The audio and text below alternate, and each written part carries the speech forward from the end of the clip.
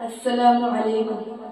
الحمدللہ الذی ہدانا الی صراط المستقیم والصلاة والسلام علی النبی الامین وعلی آلہ الطاہرین واصحابہ الکاملین، اما بعد، قال اللہ تعالی فی القرآن الکریم، اعوذ باللہ من الشیطان الرجیم، بسم اللہ الرحمن الرحیم، وَأَقِمِ الصَّلَاةَ طَرَفَيِ النَّهَارِ وَزُلَفًا مِّنَ اللَّيْلِ إِنَّ الْحَسَنَاتِ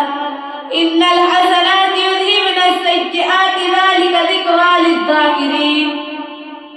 حاضرین جلسہ، میری ماں اور بہنوں، آج کے اس جلسے میں اسلام کی ایک اہم عبادت نماز کے متعلق کچھ عرض کرنا چاہتی ہوں۔ اسلامی عبادت کے اندر نماز کو بہت اہمیت حاصل ہے۔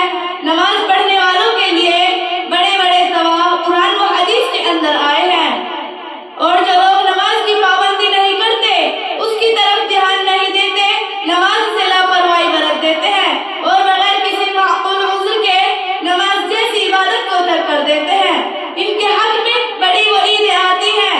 نماز دین کا ستون اور دین کا خمبہ قرار دیا گیا ہے۔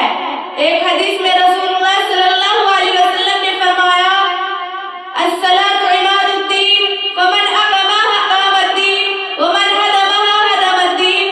نماز دین کا ستون ہے، جس نے نماز کو قائم رکھا اس نے دین کے ستون کو قائم رکھا، اور جس نے نماز کو قائم نہ کیا اس نے دین کی بنیاد کو منہدم کر دیا۔ مکانوں اور عمارتوں میں ستون اور کھمبے کو کیا اہمیت حاصل ہوتی ہے، یہ ہر شخص جانتا ہے۔ اگر کسی عمارت کی دیوار گرا دی جائے یا ستون منہدم کر دیا جائے تو کیا وہ عمارت برقرار ہو سکتی ہے؟ ہرگز نہیں۔ اسی طرح اگر نماز کی طرف تو توجہ نہ دی جائے، نماز کی پابندی نہ کی جائے، تو دین کی عمارت صحیح و سالم نہیں رہ سکتی، اس کی عمارت منہدم ہو جائے گی، گر پڑے گی۔ موجودہ دور میں جس طرح دیگر عبادتوں سے روگردانی عام ہوتی جا رہی ہے، اسی طریقے سے نماز میں بھی لوگوں کی رغبت ختم ہو گئی ہے۔ حالانکہ نماز ایسی عبادت ہے جو بندوں کو خدا سے قریب کر دیتی ہے۔ نماز کو مومن کی معراج بتایا گیا ہے۔ نماز حضور کریم صلی اللہ علیہ وسلم کی کس قدر محبوب عبادت تھی، اس کا اندازہ اس حدیث سے ہوتا ہے کہ حضور صلی اللہ علیہ وسلم نے فرمایا، میری آنکھوں کی ٹھنڈک نماز ہے۔ اس حدیث سے صاف پتہ چلتا ہے کہ جو لوگ نماز نہیں پڑھتے، اچھا کام نہیں کرتے، ایسے لوگ براہ راست حضرت صلی اللہ علیہ وسلم کی ازار رسانی کا سبب بنتے ہیں۔ کون ایسا بدنصیب مسلمان ہے جو دانستہ اور جان بوجھ کر حضور اقدس صلی اللہ علیہ وسلم کو تکلیف پہنچانے اور ازار رسانی کا تصویر بھی کر سکے؟ مگر افسوس کی بات ہے، نماز کو ترک کر کے آج مسلمانوں کی ایک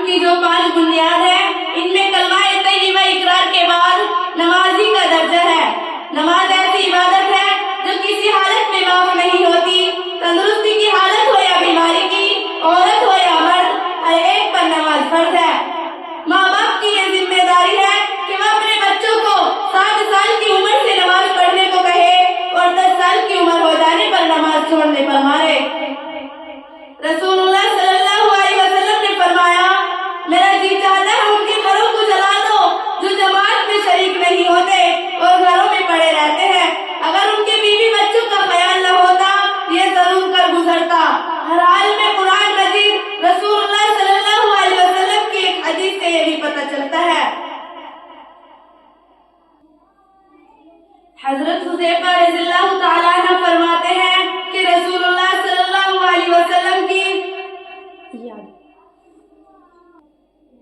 حضرت حذیفہ رضی اللہ تعالیٰ عنہ فرماتے ہیں کہ رسول اللہ صلی اللہ علیہ وسلم کا یہ طریقہ تھا، جب کوئی مشکل پیش آتی یا کوئی غم ہوتا تو آپ نماز مشغول ہو جاتے۔ اللہ تعالیٰ ہمیں نماز پڑھنے کی توفیق عطا فرمائے۔ وآخر دعوانا ان الحمد للہ رب العالمین۔